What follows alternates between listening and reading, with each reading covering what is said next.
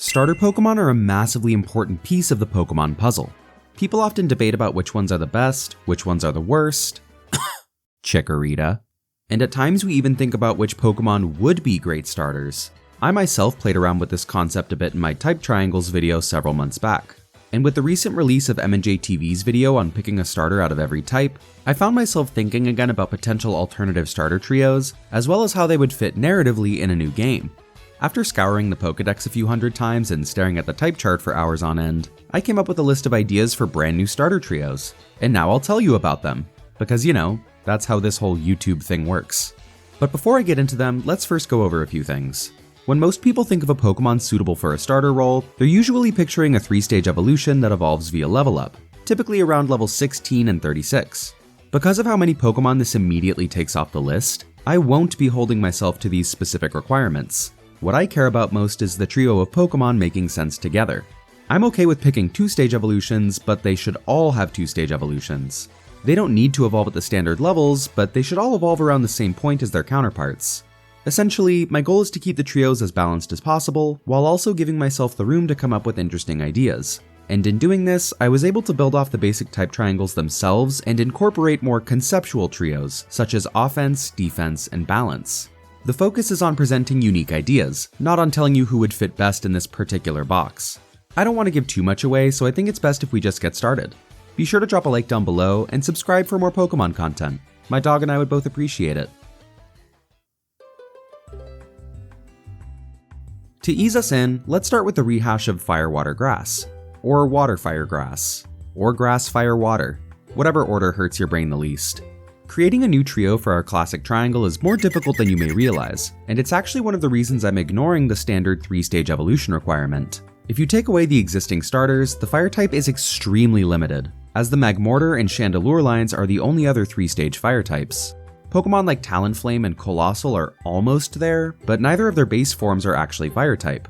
But even going back to these two, Magmortar is a trade evolution, Chandelure is a stone evolution, and they both have pretty high level requirements to evolve into their second stage. Suffice to say, 3-stage evolutions aren't going to work out well for rehashing our classic trio. As I started looking over 2-stage evolutions, I quickly came to a realization. A vast majority of trainers in the Pokemon world aren't the main character.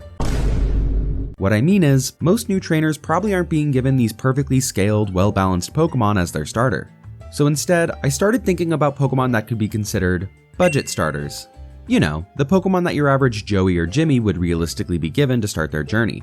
And after a bit of research, I was able to find 3 Pokemon that work pretty well together, that also incorporate another type triangle, being Psychic, Fighting, and Dark. This trio is Slowpoke, Houndour, and Shroomish. When fully evolved, these 3 Pokemon have triangles that go in opposite directions, giving every Pokemon a chance to hit the other 2 for super effective damage. Plus, they each have their own strengths that set them apart from the other 2. Slowbro is the bulkiest, but by far the slowest. Houndoom is the fastest with solid attacking stats, but it's the frailest of the 3. And Breloom hits the hardest out of all of them, but has the lowest base stat total of the trio. Plus, and this is purely an aesthetic thing, this triangle uses a Gen 1, Gen 2, and Gen 3 Pokemon. So that's cool. My only gripe with this team is that Slowbro has a much higher evolution level than the other 2, but this can be dealt with in one of 2 ways. For one, an NPC could offer a trade deal that evolves your Slowpoke into Slowking around the point where the other 2 would evolve. This would give the player the choice to have a better Pokemon earlier, while also leaving them free to wait for Slowbro if they choose to do so.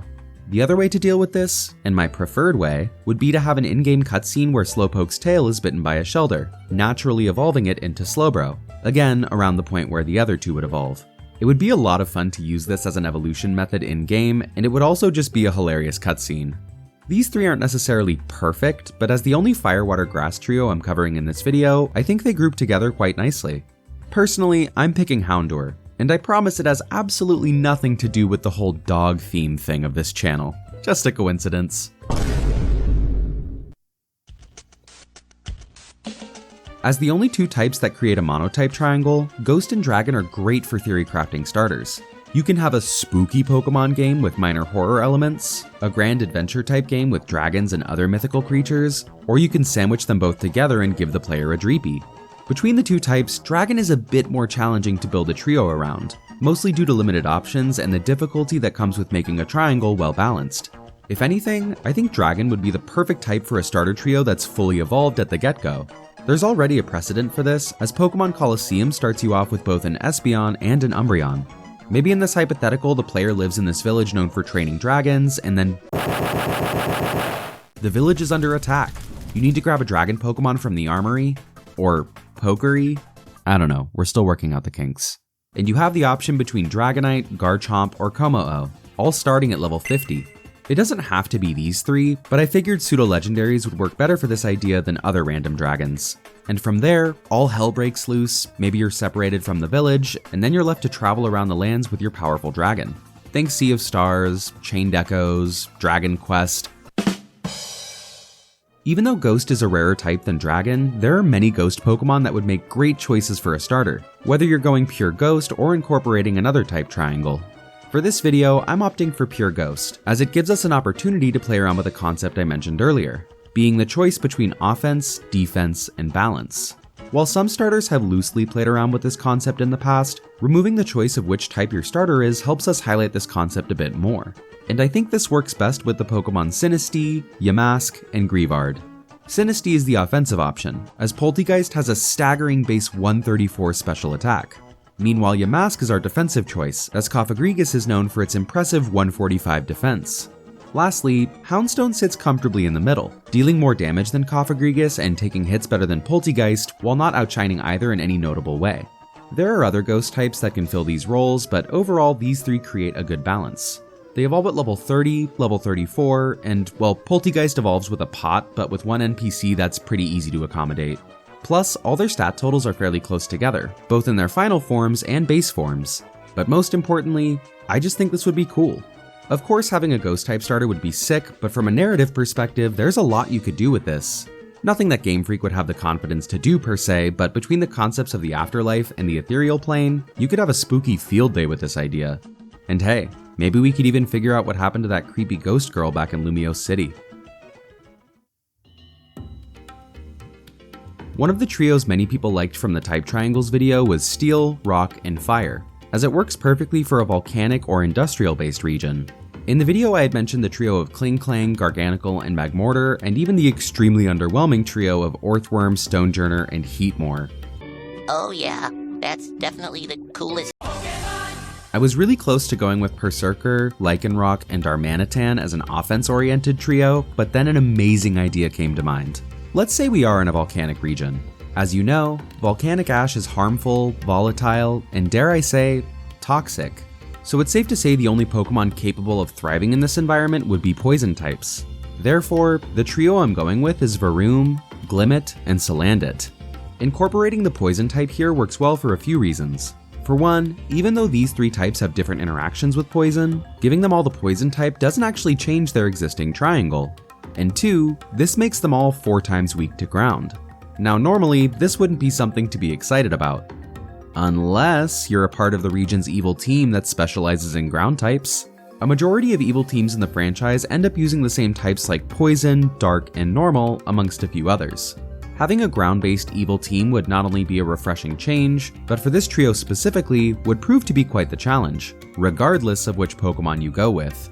This franchise has had previous success with making the evil team a more significant threat in the story, but with this setup I think we could bring it to a whole new level, especially if you have limited options for other team members, because again, it's a toxic environment. Only so many Pokemon would actually survive in it. Overall, I really like how these three work together. Their evolution levels are all fairly close, their base stat totals aren't too far off, and they each have their specific strengths. Salazzle is the fastest but weakest offensively, Glimmora is the strongest but the slowest, and Revavroom sits comfortably in the middle of both, just like a car stuck in traffic. If you're an aspiring ROM hack creator, feel free to play around with this idea. I think there's a lot of potential. And if you go down that rabbit hole, let me know how it goes in my Discord server. Okay, this is by far the weirdest entry in this video, but just hear me out. Generation 9 introduced us to the Paradox Pokémon, creatures that hail from either the ancient past or the distant future that resemble Pokémon we know and love today. These games put a lot into illustrating how dangerous these strange Pokémon are, and in a way they were propped up as these almost otherworldly beings. And after experiencing what these Paradox Pokémon had to offer, I can't be the only person who wanted to go further down this rabbit hole. So, what if there was a Pokemon game that took place in either the ancient past or distant future, with these paradoxes being the standard Pokemon? You could even give it the Legends Arceus treatment and make the player have to interact with these Pokemon. Or rather, not die interacting with these Pokemon. And because of how threatening this setting would be, it's much more understandable that the player would get a powerful Pokemon as a starter, because everything would be powerful. The current roster of Paradox Pokémon is quite limited, and it makes it a bit challenging to create a perfect triangle. But that being said, for the past Paradox trio, I'd go with Great Tusk, Brute Bonnet, and Screamtail. Many of the Paradox Pokémon have type overlap, but this trio gives us unique typings all around, while also staying kind of balanced. Great Tusk and Brute Bonnet create their own mini rivalry, as they each have a type that deals super effective damage to the other. And as for Screamtail, it hits both for super effective damage without being weak to either of them. The only trade-off is that Screamtail, how do I put this, sucks. The future Paradox Pokémon are a bit more challenging, but I think the best choices are Iron Treads, Iron Bundle, and Iron Moth. Admittedly, the typings don't balance out super well, but they all fit the same role of being speedy and powerful, which I think a futuristic society would probably focus on. If we ever did get anything close to this, odds are they would make some Paradox versions of starter Pokemon. But it is fun to think about a game where you're given this uber powerful Pokemon at the start, because anything less than that would immediately spell out your demise. The last trio I want to bring up is the only perfect type triangle that doesn't contain fire, water, or grass: fighting, rock, and flying. The hardest part of making this trio work is the fact that flying's options are very limited. With so many normal flying types, it can be hard to find a flying mon that actually resists fighting, as well as pairs nicely with the other two. But after some research, I think I found a trio that works very well: Mankey, Roly-Poly, and Zubat. I know this triangle may look odd at first glance, but they work well on multiple levels. By the time they're fully evolved, each Pokemon has a secondary typing that doesn't affect their existing triangle.